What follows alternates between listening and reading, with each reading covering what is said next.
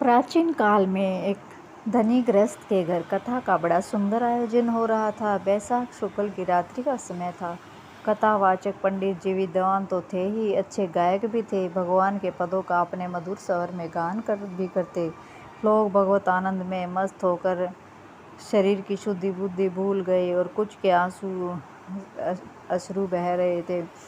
सभी तन्मय हो रहे हैं। उसी समय एक डाकू घर में घुस आया। इधर उधर देखा, कुछ हाथ न लगा। इसी बीच उसका ध्यान कथा की ओर गया। पंडित जी महाराज ऊंचे स्वर में कह रहे थे। प्रातःकाल हुआ। पूर्व दिशा उषा की मनोरम ज्योति और अरुण की लालिमा से रंग गई। उसी समय ब्रज की झांकी अलौकिक हो रही थी। गौएं बछड़े सिर उठाकर नंद बाबा के महल की ओर देख रहे थे कि अब हमारे प्यारे श्री कृष्ण आएंगे और हमें तृप्त करेंगे। उसी समय भगवान के सखा श्रीदामा और वसुदामा ने भगवान श्री कृष्ण और बलराम को बड़े प्यार से पुकारा, हे प्यारे कान्हा, आओ ना, इतनी देर क्यों कर रहे हो। मैया यशोदा ने श्री कृष्ण और बलराम को खूब चाव से सजाया। लाखों करोड़ों के गहने, हीरे मोतियों से जड़े स्वर्ण अलंकार अपने बच्चों को पहनाए। मुकुट में, बाजूबंद में, हार में और मणियां जगमगा रही थी। नंद रानी ने अपने पुत्रों को सजाकर गौ चराने के लिए विदा किया। बस डाकू ने तो इतना ही सुना कि वह इंतजार करने लगा कथा के खत्म होने का, और सोचा है कि देखो छोटे छोटे तो बच्चे हैं, 2 थप्पड़ जड़े नहीं कि सारे गहने उतार कर दे देंगे। बहुत रात हो चुकी थी। जैसे ही कथा समाप्त हुई वह पंडित के पीछे पीछे चला, और पंडित जब जंगल में पहुंच गया तो बोला, अरे ओ पंडित, रुक जरा, मैं डाकू हूँ।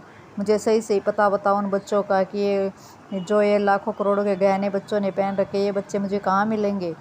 अब पंडित समझ गया कि यह तो निरा मूर्ख है, और पंडित ने कह दिया कि ये बच्चे तो वृंदावन में मिलेंगे। बस अब क्या था, डाकू चल पड़ा बच्चों की खोज में।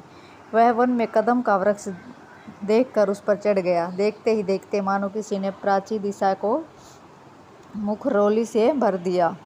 डाकू के हृदय में आकुलता और बढ़ गई। वह पेड़ से कूदकर जमीन पर आया, परंतु बांसुरी की आवाज सुनाई न पड़ने के कारण वह फिर से उछलकर पेड़ पर चढ़ गया।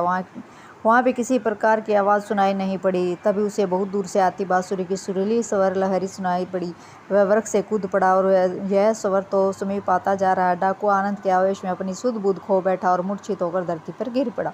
कुछ ही क्षणों में उसकी बेहोशी दूर हुई। आंखें खुली, वह उठकर खड़ा हो गया। देखा तो पास ही के जंगल में एक दिव्य शीतल प्रकाश चारों ओर फैल रहा है। उस मनोहर प्रकाश में 2 बालक अपने अंग की अलौकिक छटा बिखेर रहे हैं। गोए और ग्वाल बाल उनके आगे आगे कुछ दूर निकल गए। वाह, कैसा सुंदर चेहरे हैं इनकी। आंखों से तो अमृत ही बरस रहा है, और इनके अंग तो बहुमूल्य आभूषणों से भरे। हाँ, या इतने नन्हे नन्हे सुकुमार शिशुओं को माँ बाप ने गोए चराने के लिए कैसे भेजा। मन चाहता है कि इन्हें देखता ही रहूं। नहीं, इनके गहने नहीं छीनूंगा।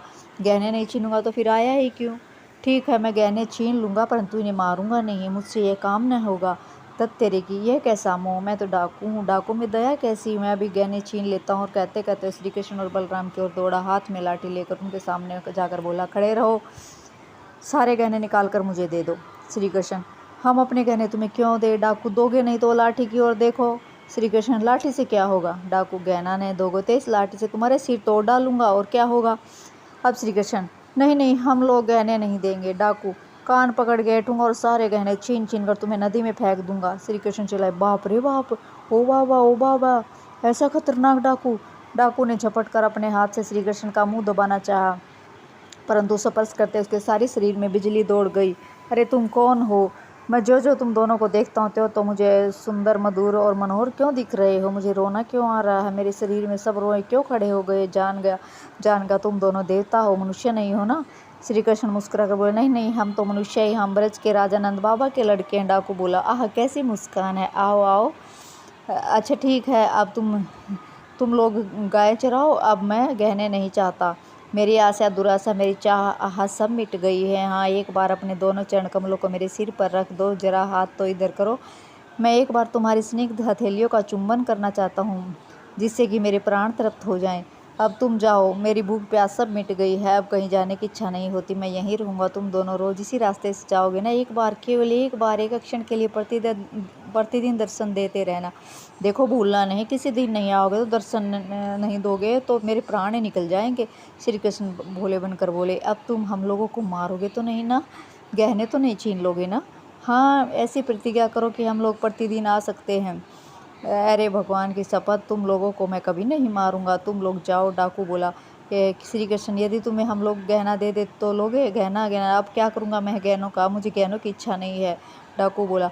श्री कृष्ण, क्यों नहीं, ले लो, हम तुम्हें दे रहे हैं ना। डाकू, तुम दे रहे हो तो तुम मुझे दे रहे हो तो सब तब तो लेना ही पड़ेगा, परंतु तुम्हारे माँ बाप तुम पर नाराज़ तो नहीं होंगे, मारेंगे तो नहीं? श्री कृष्ण, नहीं नहीं, हम राजकुमार हैं ना, हमारे पास ऐसे ऐसे न जाने कितने गहने, तुम चाहो तो तुम्हें और भी हम गहने दे सकते हैं। भगवान श्री कृष्ण अपने शरीर पर से गहने उतार कर देने लगे। डाकू ने कहा, देखो भाई, यदि तुम देना ही चाहते हो तो मेरा दुपट्टा ले लो, अपने हाथ से इस पे बांध दो। किंतु देखो लाला, यदि तुम मेरी इच्छा जानकर बिना मन के दे रहे हो तो मुझे गहने नहीं चाहिए। मेरी इच्छा तो बस अब यही है कि मैं रोज़ एक बार तुम्हारे मनोहर मुखड़े को देख लूँ, एक बार तुम्हारे चरण तल से अपने सिर का स्पर्श करा लिया करो। श्री कृष्ण बोले, नहीं नहीं, बेमन की कैसी बात, फिर तुम आना, तुम्हें और भी गहने देंगे। श्री कृष्ण ने उसके दुपट्टे में सब गहने बांध दिए। डाकू ने गहने की पोटली हाथ में लेकर कहा, क्यों भाई, मैं फिर आऊँगा तो तुम मुझे और गहने दोगे ना?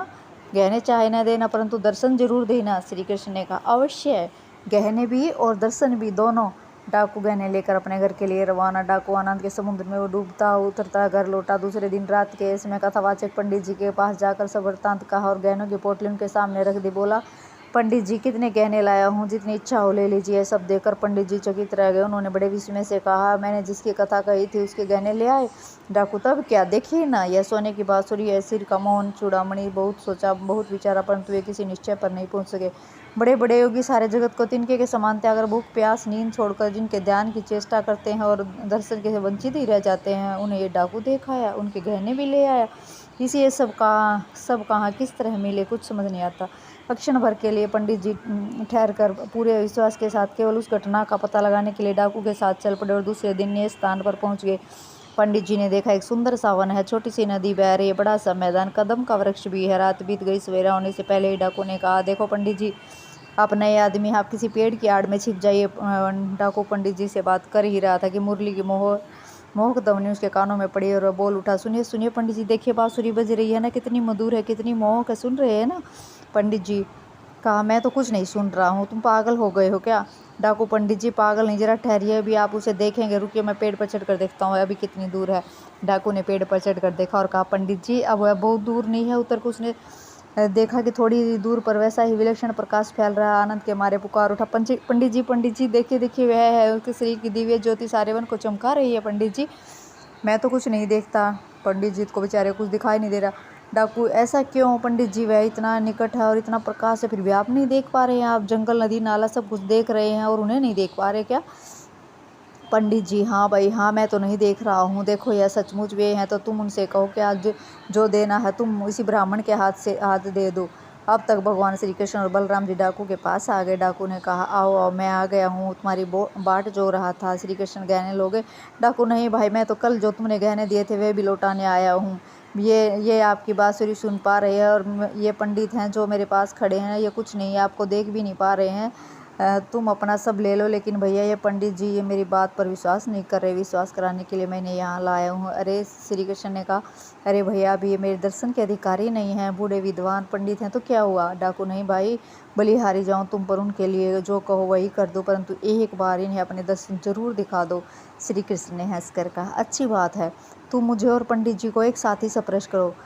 डाकू ने ऐसा करते ही पंडित जी की दृष्टि दिव्य हो गई। इस प्रकार डाकू भगत की श्रद्धा और भक्ति से प्रसन्न होकर पंडित जी को भी श्री कृष्ण की मनोरम व मनोहारी छवि के दर्शन हुए। यह सत्य है कि भगवान के दिव्य स्वरूप के दर्शन आस्था, श्रद्धा व निश्चल प्रेम से ही हो सकते हैं। धन्यवाद।